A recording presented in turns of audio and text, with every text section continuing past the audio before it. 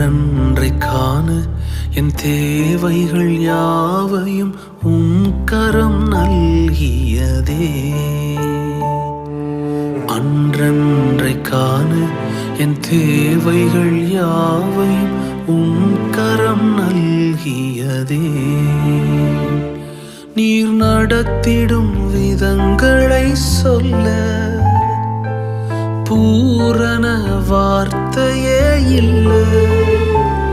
நீர் நடத்திடும் விதங்களை சொல்ல ஒரு பூரண வார்த்தை